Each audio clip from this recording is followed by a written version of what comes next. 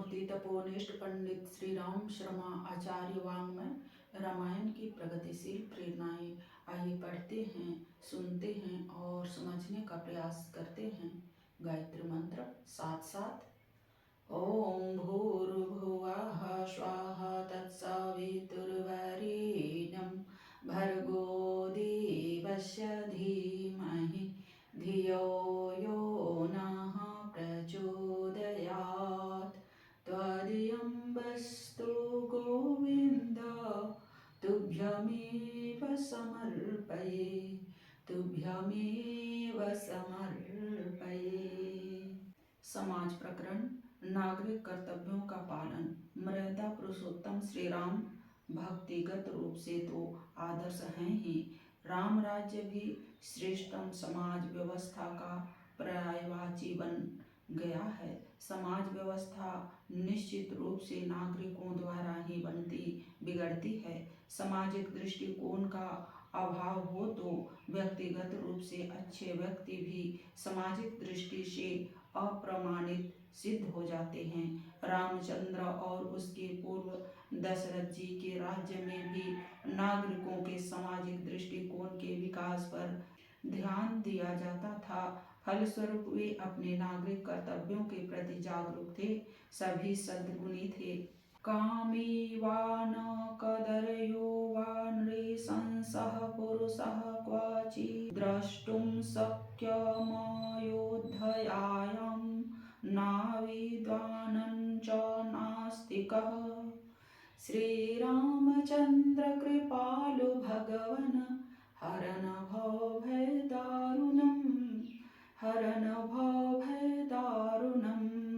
उस समय अयोध्या में कोई भी नागरिक कामी, कायर, क्रूर, मूर्ख और नास्तिक नहीं दिखाई पड़ता था। अयोध्या में सभी आध्यात्मिक वृत्ति के थे। किसी के अधिकार अथवा वन का अपहरण करने की कामना भी उनके मन में नहीं आती थी। लिखा है, तस्मिन् पुरवरे हृष्टा धर्मात्मानो बहुश्रुतः नारास्तुष्टा धनैश्वर्यलुब्धाः सत्यवादिनः। श्रीरामचन्द्र कृपालु भगवन् हरन् भवभयदारुणम्, हरन् भवभयदारुणम्।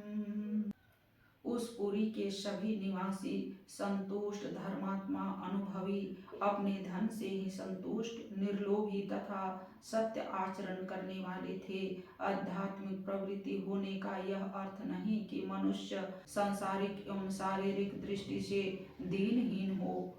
दीर्घायुषो नरः सर्वे धर्म सत्यं च संश्रिताः सहिताः पुत्र पौत्रश्च नित्यं स्त्रीभिः पुरातमे। श्रीरामचन्द्र कृपालु भगवन् हरन् भवभयदारुणम्, हरन् भवभयदारुणम्।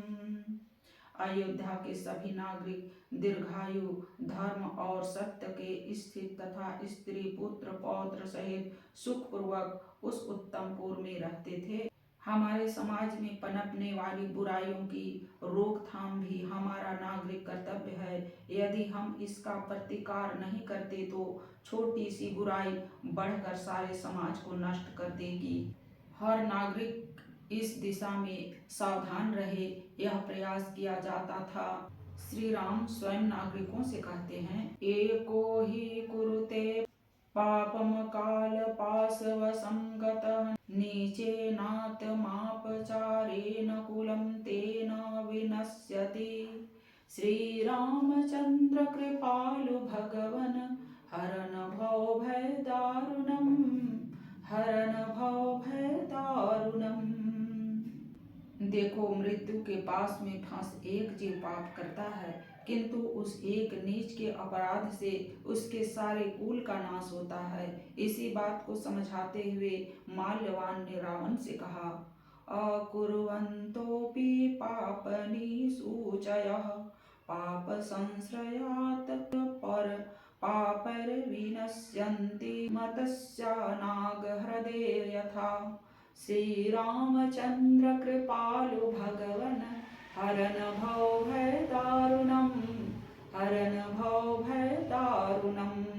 जो लोग पाप नहीं करते वे भी पापी जनों के संसर्ग से नष्ट हो जाते हैं। जैसे सर्प युक्त जल के कुंड की मछलियां सर्पों के संसर्ग से गरुड़ द्वारा नष्ट होती हैं। समाज में जिम्मेवारी के पदों पर स्थित व्यक्तियों का कर्तव्य है कि वे दृढ़ता पूर्वक समाज में पनपने वाली बुराइयों को दूर करें। सत्ताधारियों का इस संदर्भ में विशेष उत्तरदायित्व बतलाते हुए लिखा है, यथा दृष्टि शरीरस्य नित्यमेव प्रवर्तते तथा नरेन्द्रो राष्ट्रस्य प्रभवः सत्यधर्मयोः। श्री रामचंद्र कृपालु भगवन हरन भव भय दारुणम, हरन भव भय दारुणम। जिस प्रकार दृष्टि या आंखें शरीर की भलाई करने और बुराई दूर करने में सदा ही तत्पर रहती है, उसी प्रकार श्रेष्ठ शासक भी अपने राज्य में सत्य और धर्म का प्रचार कर राष्ट्र की भलाई करने में और दुष्ट आत्माओं का शासन कर बुराई दूर करने में सदा तत्पर रहता है। समाज में समानता होनी ही चाहिए, स्वार्थपूर्ण भेदभाव नहीं। हर सदस्य को सम्मानपूर्ण जीवन का अधिकार है। जो अपने आश्रित जनों से भेदभाव बरतते हैं वे पापी हैं। राम वन गमन के बाद अपनी निर्दोषिता सिद्ध करते हुए भरत ने कौशल्या से कहा, पुत्र भृत्यश्च स्वगृहे परिवारितः स एको मृष्टमशनातो यस्यार्योनुमते गतः। श्री रामचंद्र कृपालु भगवन हरन भव भय दारुणम, हरन भव भय दारुणम। जिसकी अनुमति से श्री रामचंद्र जी वन में भेजे गए हों उसे वह पाप हो जो उस मनुष्य को होता है जो सामने बैठे हुए नौकर चाकर स्त्री पुत्रों को न देकर स्वयं अकेले ही अच्छा खाने वाले को होता है। कारयित्वा महत्कर्म भ्रता मृत्युमनरकथम् अधर्मो योऽस्य शौचयास्तु यस्यार्योनुमते गतः। श्री रामचंद्र कृपालु भगवन हरन भव भय दारुणम, हरन भव भय दारुणम।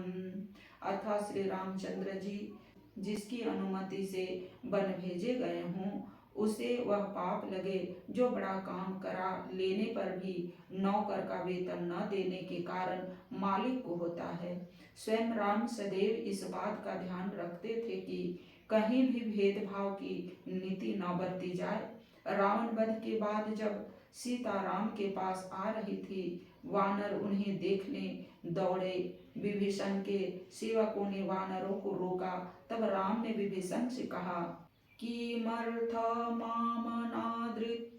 किलस्य तेऽयं त्वया जनः निवर्तयेन मूढोऽगं जनोऽयं स्वजनो मम। श्री रामचंद्र कृपालु भगवन हरन भव भय दारुणम, हरन भव भय दारुणम।